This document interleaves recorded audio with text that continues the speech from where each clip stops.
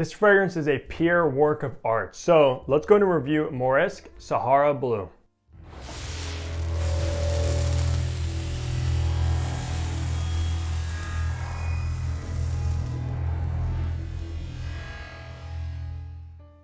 Hey, what's going on? Hunter here and welcome back to my channel. And if you are new, what I do is I make fragrance related content. So if you love fragrances, go ahead and hit that subscribe button down below and also be sure to follow my fragrance Instagram page. But today we are going to be reviewing a house that I just recently discovered and I'm definitely glad I did. Of course, I'm talking about Moresque Sahara Blue, and I think that's how you pronounce it. I don't know if it's Moresque or something like that, but yeah. This fragrance, I cannot wait to share with you. I do want to first mention that this one was sent out to me for review by one of the best discount websites when it comes to fragrances. Of course, I'm talking about Maxx Aroma. Now, Maxx Aroma is a site that I've been shopping at ever since I really got into fragrances over 2 years ago.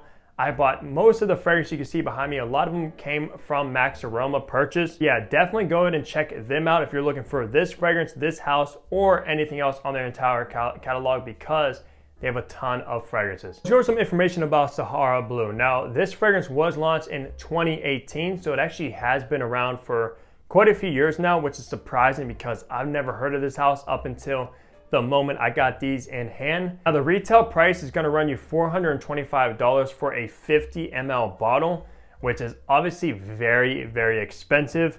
That makes it up there with some of the most expensive fragrances in the world, especially for the size you're getting. That's pretty much more expensive than even Creed. So yeah, it's not cheap by any means.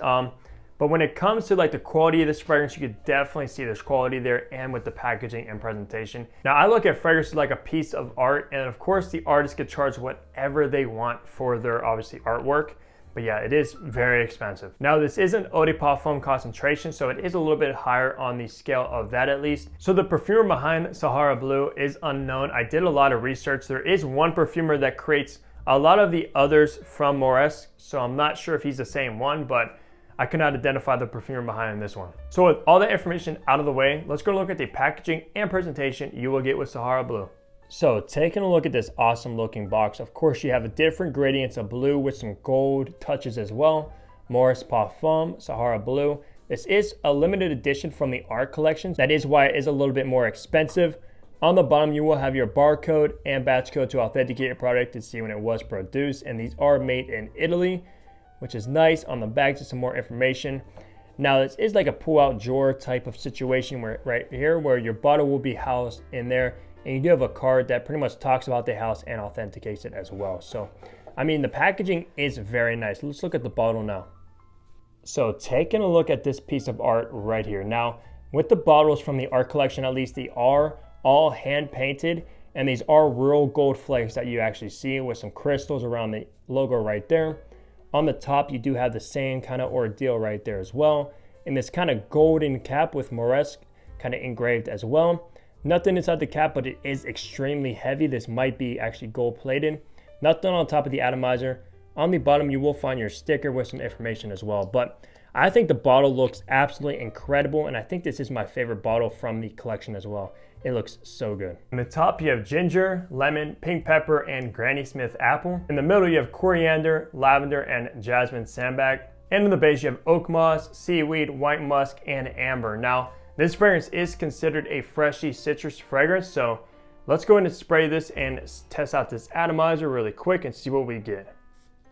Very nice atomizer. I gotta give them credit on that. That sprays a ton of juice. That's like equivalent to like 3 sprays of a bad atomizer. Very solid. So in the top of Sahara Blue, now I do get a ton of that ginger, that zesty kind of ginger note, along with a tart, vibrant lemon as well. I know there's pink pepper and Granny Smith apple. I don't really get much of that apple note. It might actually be there if I'm actually looking for it, but it's not the main player. The 2 main players in the opening is that ginger lemon combination. I gotta say the opening of this is done so well. Now, I will say this is in the same genre of like Creed Aventus or Nishane hacivat.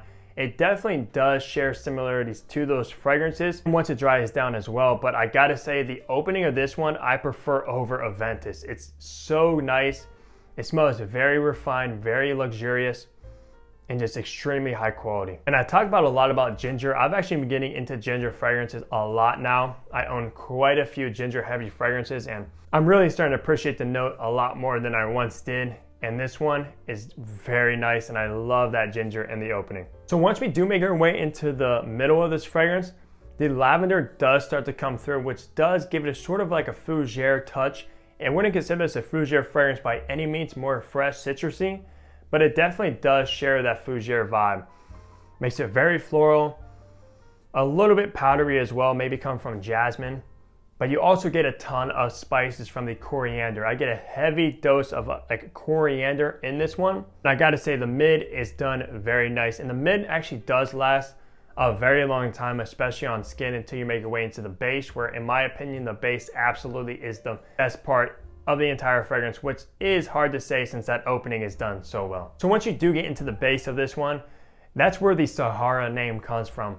Obviously the Sahara Desert is what comes to mind when you think of that. And in the base you do get a very dry, earthy oak moss note. Now oak moss is used a lot in like old school masculine fragrances. In this one, the oak moss is amped up so much, which is honestly hard to find nowadays. So if you love oak moss heavy fragrances, you'll absolutely fall in love with the base of this. I know Nishane hacivat has oak moss, of course, it's known for that, but this one has it even more so than hacivat. Alongside that dry, earthy oak moss, there is seaweed musk and amber. Now the seaweed, I do get like a saltiness in the base, which is probably coming from that seaweed note, but to be honest, I'm not the biggest fan of seaweed. But thankfully it's not really dominant, it just kind of gives a saltiness to it. Then you do obviously have the white musk and amber.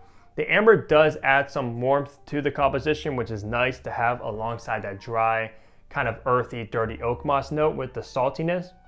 And then of course you have white musk, which you know what white musk is. It's just like a clean kind of white musk. It's not animalic, not furry, nothing like that. Yeah, the dry down is so good. I absolutely love this fragrance so much. One of my favorite dry downs I've smelled in a very long time. Let's talk about seasons and occasions for Sahara Blue. Now, this one is honestly very versatile because of all the notes it's got going on. It has some citrus notes, it has some spiciness, it has some florals, it has some dry earthiness as well, and some golden amber. So it is a mix of a bunch of notes that makes it extremely versatile. So seasons I think is best is fall, spring, and definitely summertime. Out for occasion. So I thought about this one for a little bit when I was smelling it and testing it and stuff like that. Honestly, I have to say it's very versatile when it comes to occasions. You can wear this one dressed down.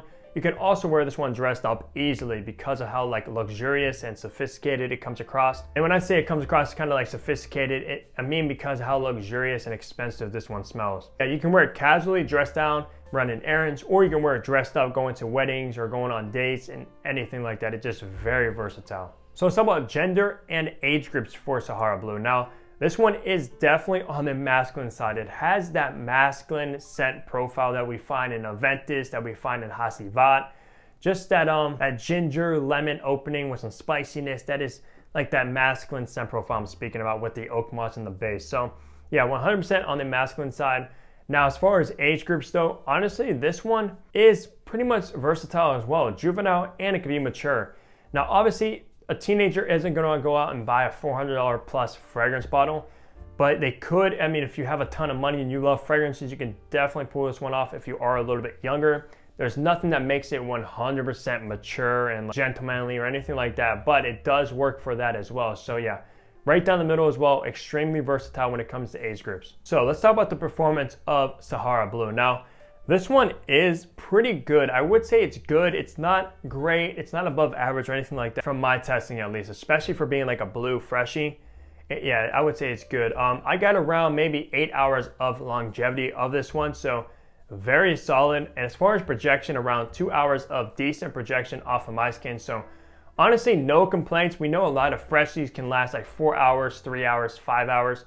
This one does get you through like an entire workday, so you don't have to worry about re-upping or nothing like that. It's definitely good when it comes to that. So no complaints with performance. But at the end of the day, if you're looking for a very crowd-pleasing, niche fragrance that is smells luxurious, it's very versatile, it's fresh, it's spicy, you have that oak moss, green earthiness in the base, this is the fragrance I would highly recommend you check out. at least get a sample or decant of, or blind buy like I do a lot of times as well. I know this one is extremely expensive, so it's probably not ideal, but honestly, you will stand out from a lot of people. This one does go its separate way from others that I mentioned it is similar to. So you won't smell redundant or nothing like that. You'll just smell extremely put together. You'll smell expensive, luxurious, and crowd pleasing at the end of the day. So that's gonna do it for my review of Sahara Blue. Let me know down below if you've ever actually heard of this house or you think about trying them. And also leave a like on the video if you did enjoy it. Subscribe below if you haven't already. And I'll catch all you in the next video. Take care, everybody.